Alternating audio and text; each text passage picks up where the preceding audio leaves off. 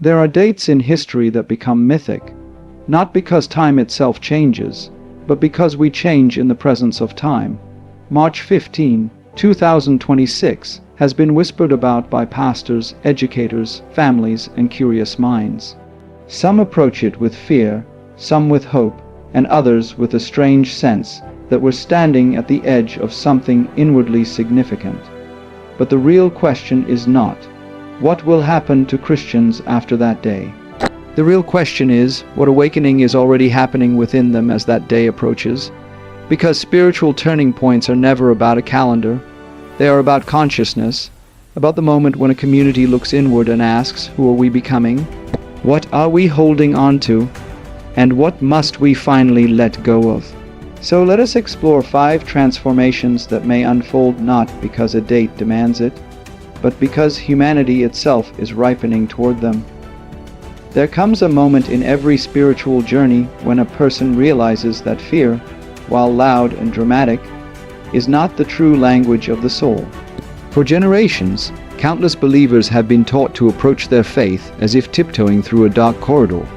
One wrong step, one stray thought, one unanswered doubt, and everything would collapse into chaos.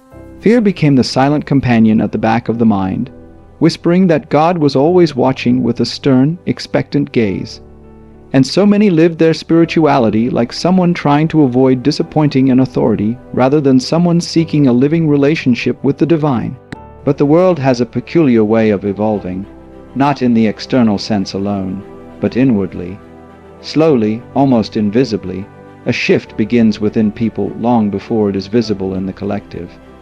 And as we inch toward 2026, a quiet awakening stirs inside countless hearts. It is not the kind of awakening that happens with trumpets or dramatic visions. Rather, it feels like a subtle return to breathe after holding it for too long.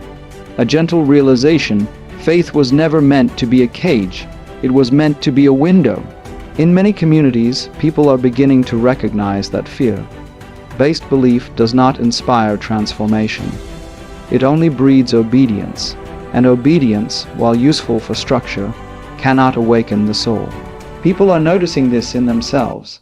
When their faith is built on dread, they become small, cautious versions of who they could be.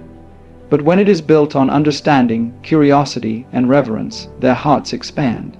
They become capable of compassion beyond what fear would ever allow. Take, for instance, the pastor in Nairobi who shared a simple but profound observation. For years he preached the old way, the way of warning and urgency, painting pictures of trembling judgment. Those sermons were met with bowed heads but empty hearts. The pews remained thin, the air heavy with anxiety rather than hope. But then he began to speak differently. He spoke of healing, of human frailty met by divine gentleness, of a God who calls rather than threatens. Suddenly, more people came, some with cautious steps, others with eagerness, but all drawn not by fear, but by the promise of inner restoration. Fear, once thought necessary to keep people loyal, began to dissolve like fog touched by morning sunlight. And as it lifted, something truer emerged, the desire to know, not just to avoid punishment, the desire to grow, not merely to survive. This shift is spreading far beyond one congregation or one city. It is happening in homes where children ask honest questions their parents were once afraid to voice. It is happening online in private forums where young believers confess that threats never helped them feel close to God. It is happening in quiet morning reflections where a person finally admits, "I want a faith that lights me up, not one that weighs me down." So what will happen as March 15, 2026 arrives? Not as an apocalyptic prophecy, but as a symbolic threshold. Nothing catastrophic, nothing dramatic in the skies. Instead, a gentle but powerful unfolding within people who are finally ready to claim a faith shaped not by trembling, but by truth. The date becomes a mirror, reflecting an inner shift rather than predicting an outer event. A generation is rising, one that refuses to inherit fear dressed as devotion. They are no longer convinced that the divine demands anxiety as proof of loyalty. They understand something essential. A relationship built on fear cannot lead to love. And the heart, whether in faith or life, always seeks love. When fear loosens its grip, people begin to ask different questions. Instead of "what must I do to avoid punishment?" they ask, "how can I live in a way that brings light into the world?" This shift is not rebellion. It is maturity.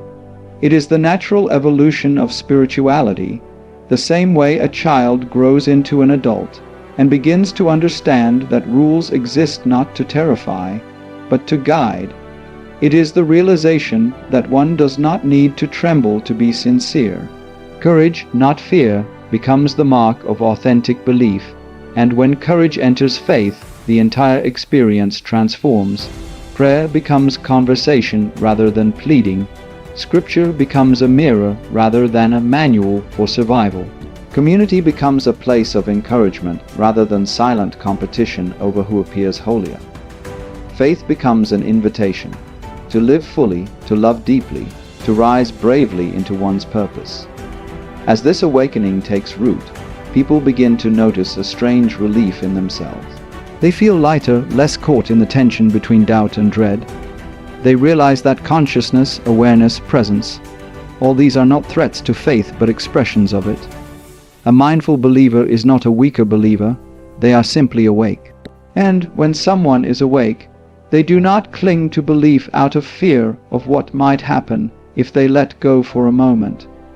Instead, they hold it with open hands because they have discovered its beauty for themselves. What follows March 15, 2026, then, is not collapse, but clarification, a refining, a return, a rediscovery. People will no longer pretend to believe because they are afraid of the alternative. They will believe because they feel a resonance within them that cannot be dismissed. Faith will cease to be a place to hide when life becomes overwhelming, and instead become a place to stand firmly, courageously, with clarity.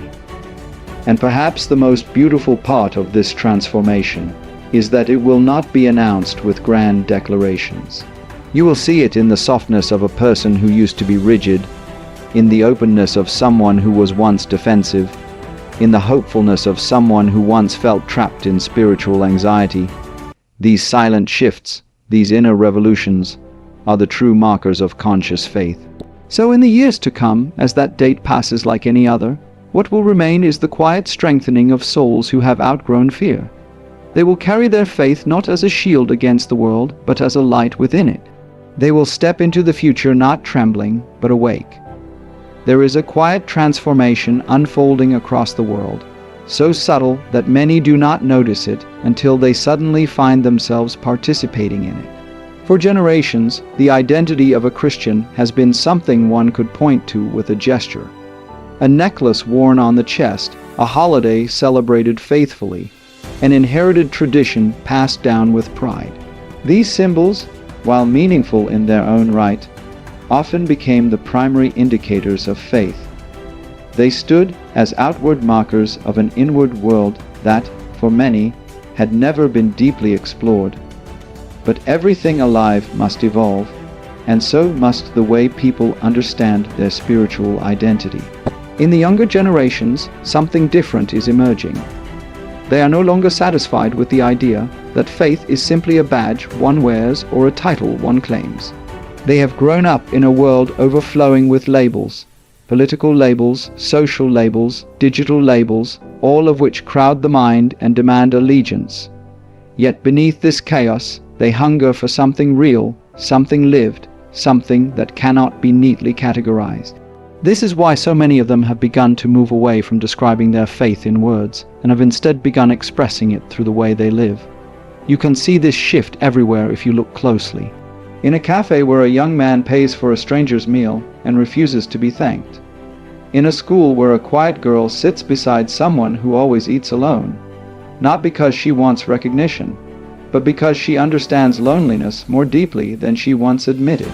In hospitals where volunteers hold the hands of the dying, whispering words of comfort without knowing the religion of the person they comfort. These acts carry a kind of faith that does not need to announce itself. Consider the story from Toronto. where a young woman was asked directly if she was Christian. Instead of offering a simple yes or no, she smiled and replied, "Instead of telling you, I'll show you by the way I treat you." In that single sentence, she expressed a truth that many are just beginning to understand. Identity, when it is real, does not need to be declared. It reveals itself naturally through one's actions, one's presence, one's character. If a person must insist on their goodness, perhaps it is not rooted deeply enough. But if their goodness is unmistakable, even without explanation, then something authentic is taking place. What is happening now is not a rejection of tradition, but a refinement of it. People are peeling back the layers of cultural expression to rediscover the essence beneath. The teachings that once felt like distant ideals, mercy, humility, courage, forgiveness, are becoming the actual center of spiritual identity. Not because some authority demanded it, but because life itself is making the need for real compassion impossible to ignore. We live in a time where information is everywhere and certainty is scarce. People can quote scripture yet remain harsh, memorize doctrine yet remain close-hearted. Younger generations see this contradiction clearly, and they are refusing to participate in it.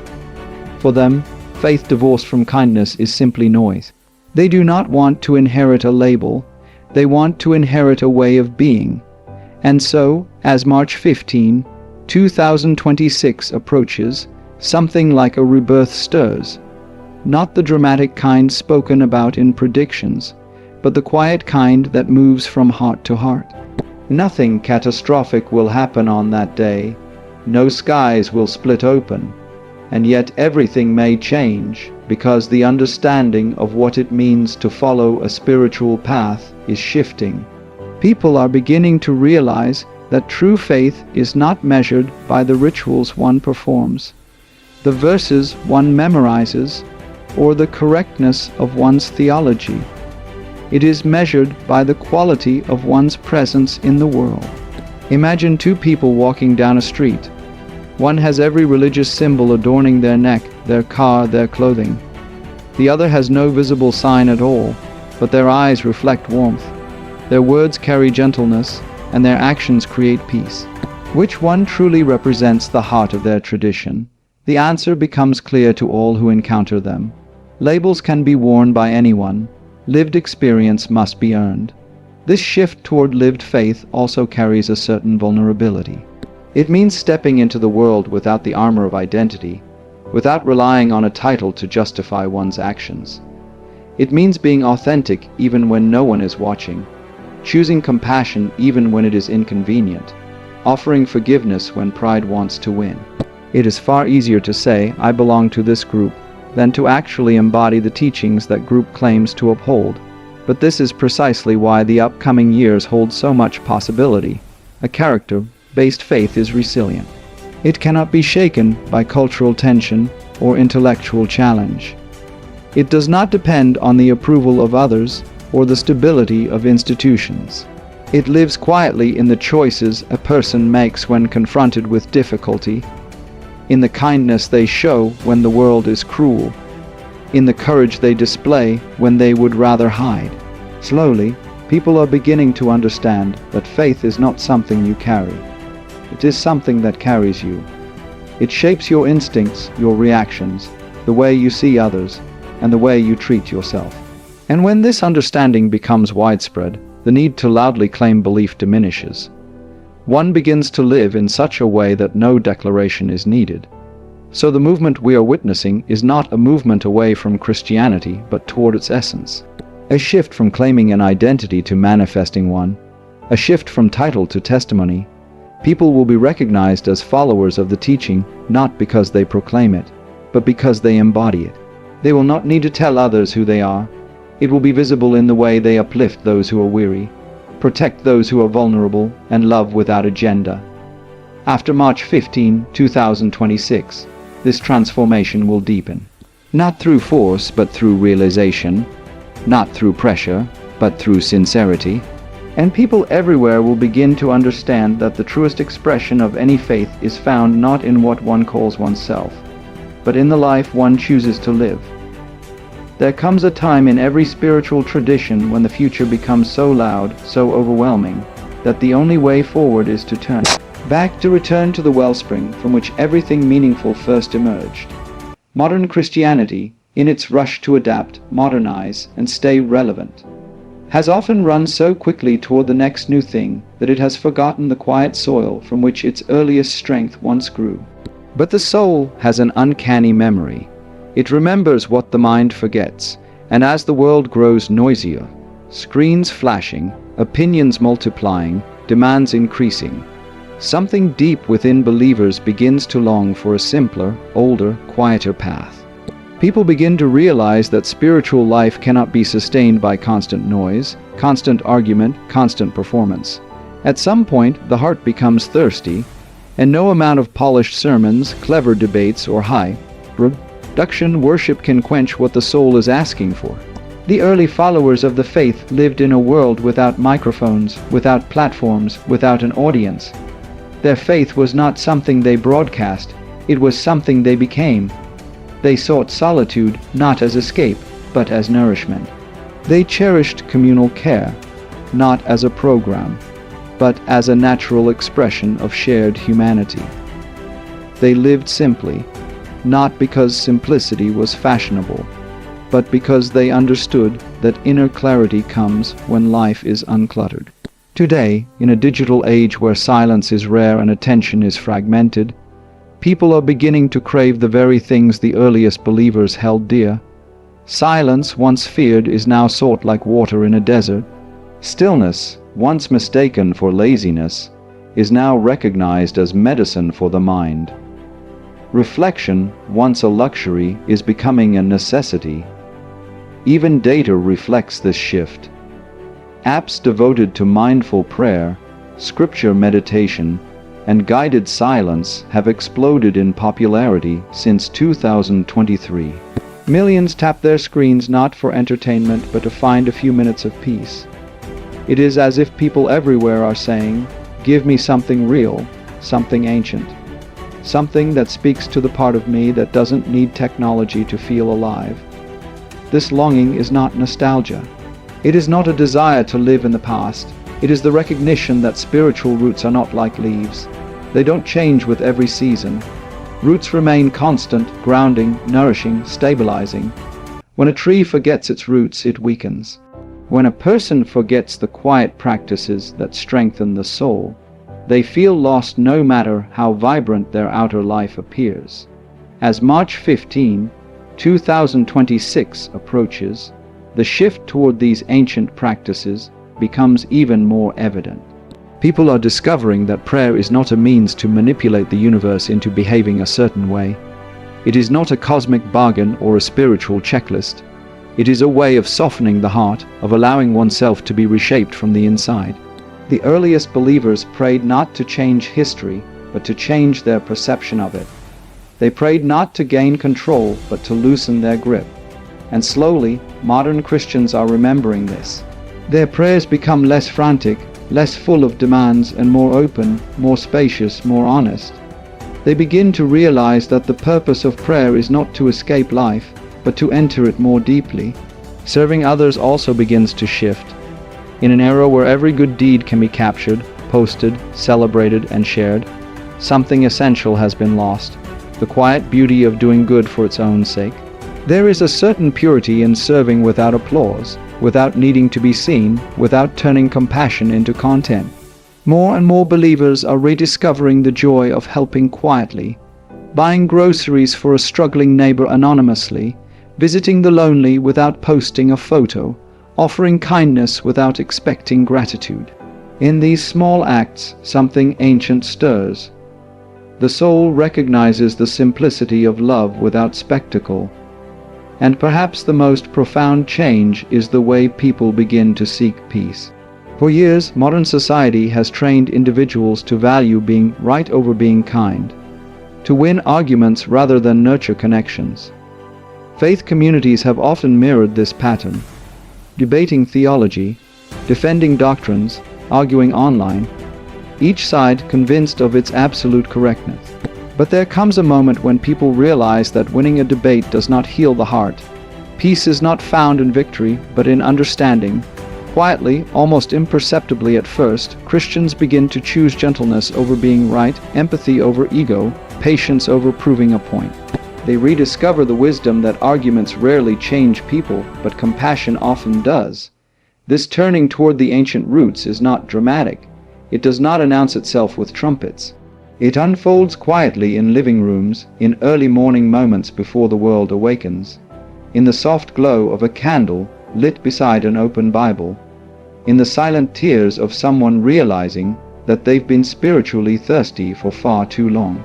It happens in the small choices, the decision to unplug for an hour, to step outside and breathe, to read scripture slowly instead of racing through it, to listen without preparing a response, to sit with God without needing anything to happen. What follows March 15, 2026 is not a return to the past, but a return to depth, a return to essence, a return to the practices that shaped the faith long before institutions, customs, and doctrines were formalized. People will find themselves drawn to simplicity, not because life is easier that way, but because the soul is clearer that way. They will discover that silence is not empty. It is full of guidance.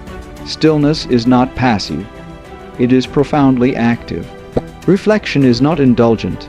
It is transformational. In this rediscovery, faith becomes less about performing and more about becoming, less about knowing and more about being, less about speaking and more about listening. And in this return to the roots, believers will find the strength, clarity, and peace that had been elusive for so long.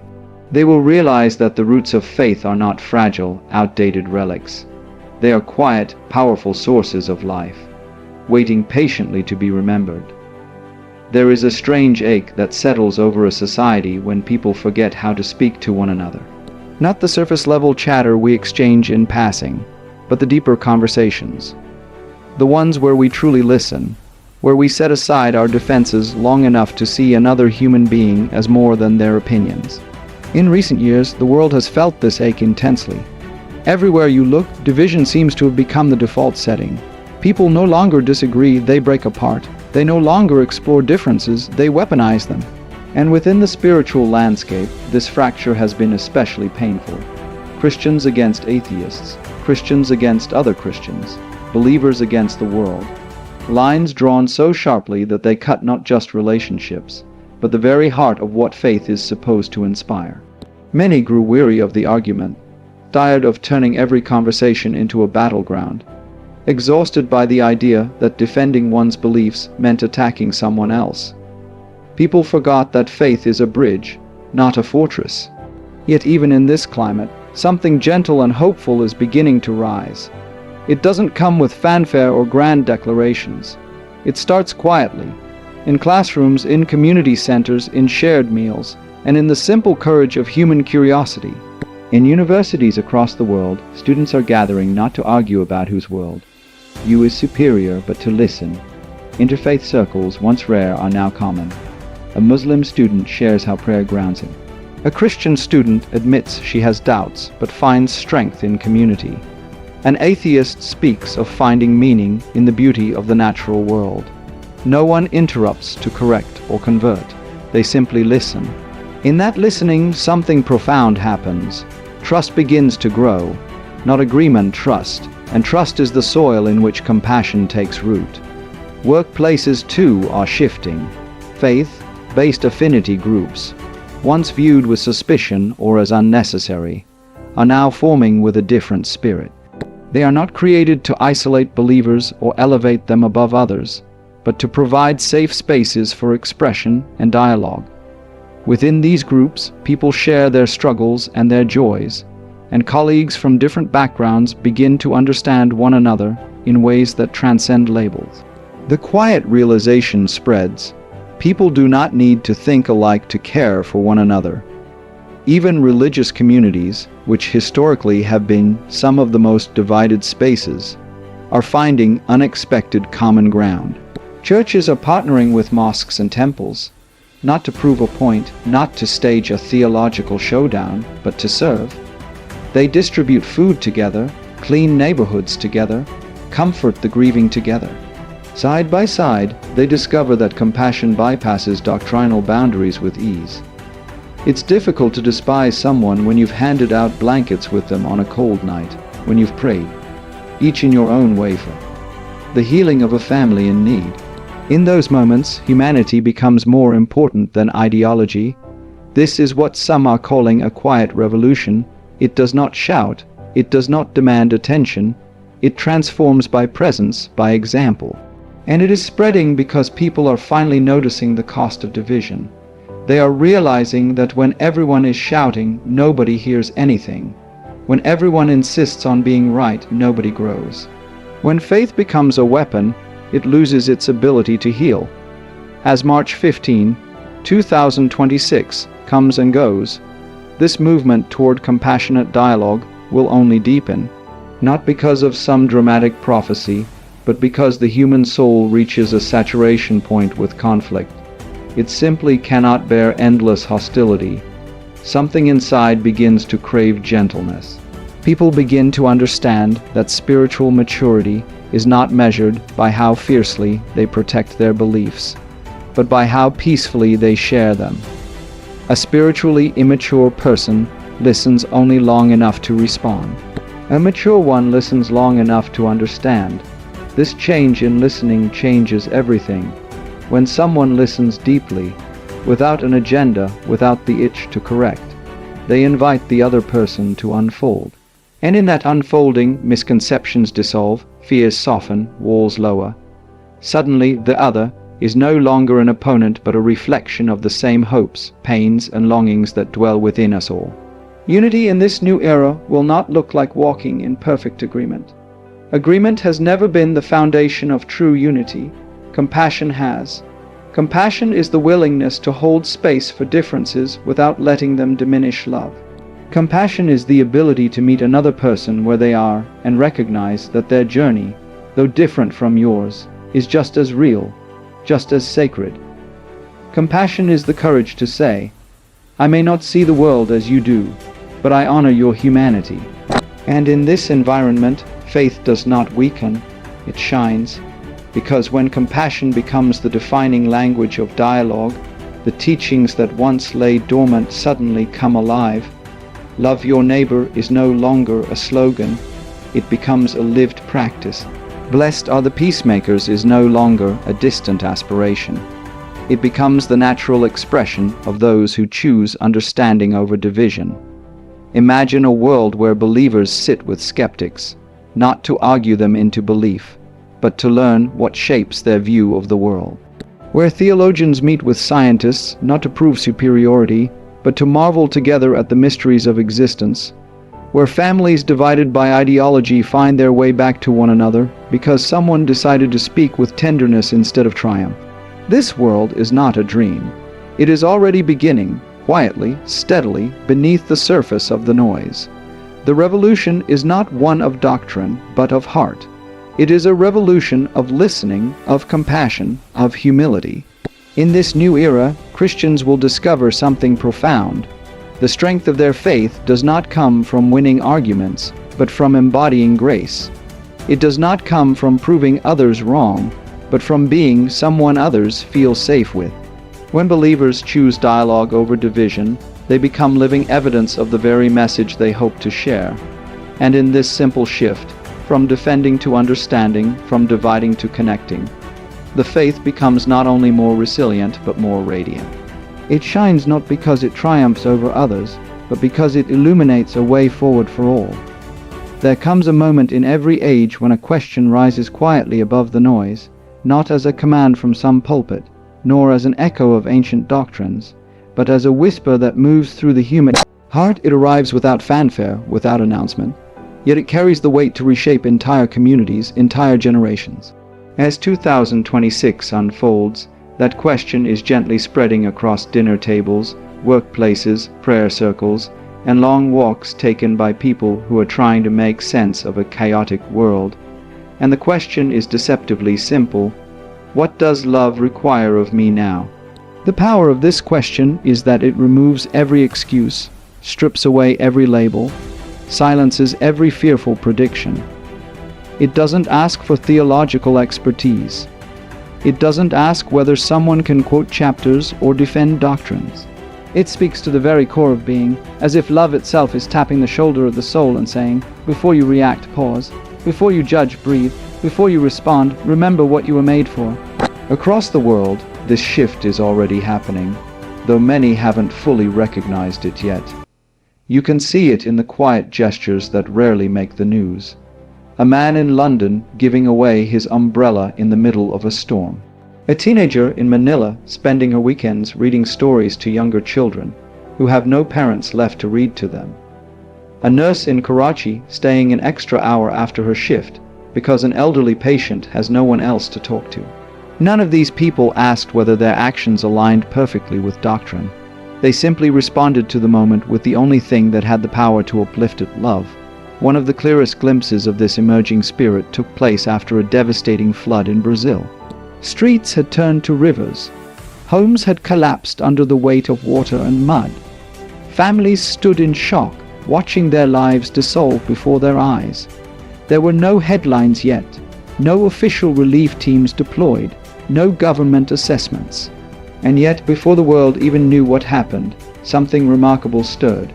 Local Christians, ordinary people, not leaders, not missionaries, not appointed responders, began rushing toward the disaster with bags of rice, blankets, dry clothes, and steady hands. They didn't bring pamphlets. They didn't bring a prepared message. They didn't come to explain the flood or interpret it. They simply came because their hearts could not bear to stay still. In those moments, the quiet truth revealed itself. Love is never theoretical.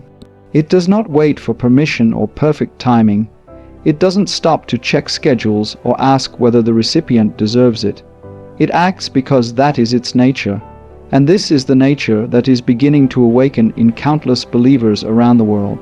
Many people grew up being taught that faith was proven through words, declarations, or defending certain positions. But the world has grown weary of arguments that never heal and debates that never touch the ground of real human suffering. There is a fatigue that comes from trying to be right all the time, a heaviness that comes from believing one must constantly guard the borders of belief. People are discovering, in their own way, that love carries no borders. It simply travels where it is needed. This new era invites Christians to rediscover something that was always meant to be the center of their faith: the ability to let love be the guiding compass when the mind is uncertain, when emotions are tangled, when the world feels divided. Because love doesn't ask what is easy, it asks what is necessary. It asks what will bring healing rather than victory, what will bring connection rather than separation. You can see the beginnings of this in the way conversations are changing. In families where faith once caused arguments, people are starting to ask softer questions. How can I understand you better? What pain are you carrying that I didn't see before? In workplaces where religion used to be a topic avoided, colleagues are more willing to share their struggles, their doubts, their hopes without fear of being judged. Even in churches where sermons once warned of what to resist, many communities are asking instead what needs to be embraced. Love requires more humility than certainty. It requires more presence than performance. It asks for the courage to show up without the armor of superiority, without the impulse to fix someone else before tending to one's own heart. And strangely, as people begin doing this, showing up more gently, listening more deeply, responding more compassionately, they find themselves experiencing a kind of renewal that no prophecy, no ritual, no prediction could have produced. One of the profound truths about love is that it never needs applause to be real. The greatest transformations of the human spirit often happen in private, away from the spotlight. They unfold in the moment someone swallows their pride and apologizes first. They appear when a neighbor brings food to someone who would never have asked for help. They shine in the forgiveness that is offered before anyone has earned it. These are small actions to the eye, yet enormous in their echo. They reshape entire communities in ways that statistics will never capture. And so this question: what does love require of me now, becomes not just a personal reflection, but a collective compass. After March 15, 2026, many will look back and realize that this question marked the beginning of a quiet revolution. The kind that does not need announcements or banners. The kind that spreads through the gentle, relentless movement of hearts waking up to their original purpose. For love has always been the force that builds when fear destroys, opens when judgment closes, restores when anger divides. It has always been the essence that carries people through grief, through confusion, through despair. And now, in this moment of global complexity, love is calling louder than ever, not as an idea, but as a responsibility. The beauty of this new era is that it doesn't ask Christians to become perfect. It doesn't demand grand gestures or flawless devotion. It asks only for a willingness to respond to the moment in front of them, with compassion instead of apathy, with presence instead of avoidance, with courage instead of withdrawal. And as more people begin to live by this question, the world will feel the shift, not through force, not through pressure, but through the undeniable pull of a faith that finally remembers its own heartbeat. So, what will happen to Christians after March 15, 2026? They will not be swept away by disaster nor frozen by uncertainty. Instead, they may awaken to the truth that spirituality is not a countdown, but a calling to live consciously, to love fearlessly, to walk with humility and strength, to become, rather than simply believe. Whatever the date brings, it will not define them. They will define what the date means.